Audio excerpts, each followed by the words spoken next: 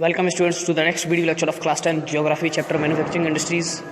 Today we are going to study the topic of water pollution. Water pollution is caused by organic and inorganic industrial waste and effluents discharged into rivers. Water pollution organic means जो carbon के बने हुए compounds होते हैं और पानी में छोड़ दिए जाते हैं, और इनऑर्गेनिक मीन्स जो कार्बन से अलग बाकी केमिकल्स के बने हुए कंपाउंड्स होते हैं जिनका थ्रो पानी में किया जाता है। उसकी वजह से वाटर पोल्यूशन मीन्स जल का प्रदूषण फैलता है। The main culprits in these regards are paper, pulp, chemical, textile and dyeing, petroleum refineries, tanneries and electroplating industries that let out dyes. जो मेन कल्प्रेट्स मीन्स गद्दार हैं, जो मेन कारण हैं वाटर पोल्यूशन के, वो जैसे पेपर, कागज़, पल्प को हिंदी में लुगदी बोलते हैं और ये एक वाटर पोल्यूटेंट की तरह काम करता है। केमिकल्स और टेक्सटाइल, कपड़े अगर पानी में फेंक दिए जाते हैं, केमिकल्स पानी में फेंक दिए जाते हैं, उससे भी वाटर पोल्यूशन फैलता है।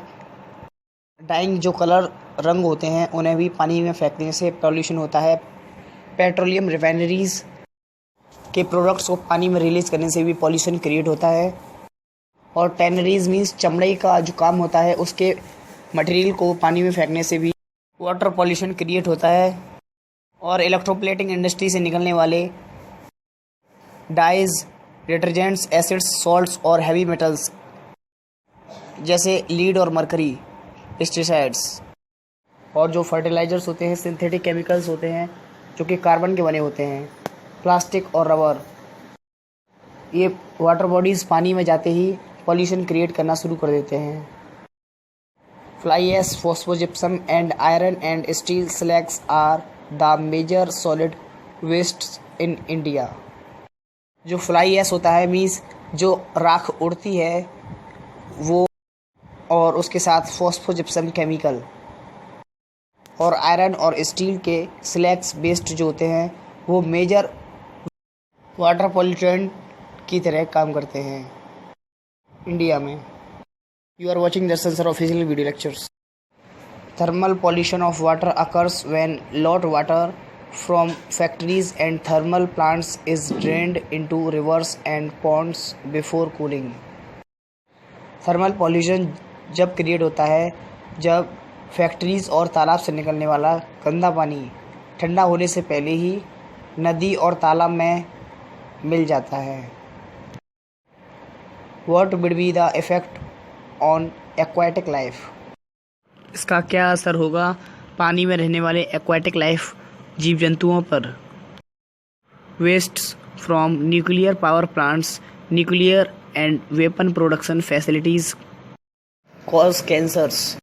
जो भी वेस्ट न्यूक्लियर पावर प्लांट से निकलता है और न्यूक्लियर और वेपन प्रोडक्शन फैसिलिटीज़ जो भी वेस्ट रिमूव करती हैं और जो पानी में जाके मिल जाता है वो कारण बनता है कैंसर का, बर्थ डिफेक्ट का और मिसकैरेजेस मीन्स पैदा हुए बच्चे के लिए बहुत ज़्यादा हार्मफुल होता है, नुकसानदायक होता है।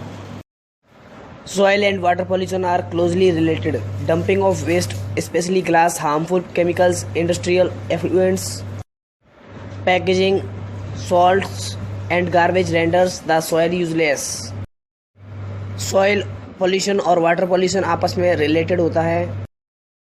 मेनली जब कांच ज़मीन में जाता है और हार्मफुल केमिकल्स ज़मीन में जाते हैं और इंडस्ट्रियल इफ्लुएंट्स, इंडस्ट्री के सामान ज़मीन में चले जाते हैं, और जो पैकेजिंग का पॉलीथीन सामान होता है, नमक होता है और गार्बेज जितना भी ज़मीन में जाता है वो मिट्टी को अनउपजाऊ बनाता है, मतलब मिट्टी को ख़राब कर देता है।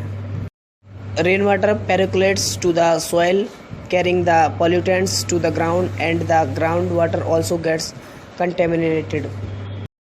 जब रेन वाटर, बारिश का पानी पॉल्यूटेंट्स के साथ ज़मीन में जाता है तो वो भी वाटर पॉल्यूशन क्रिएट करता है। You are watching the Sensor official video lectures.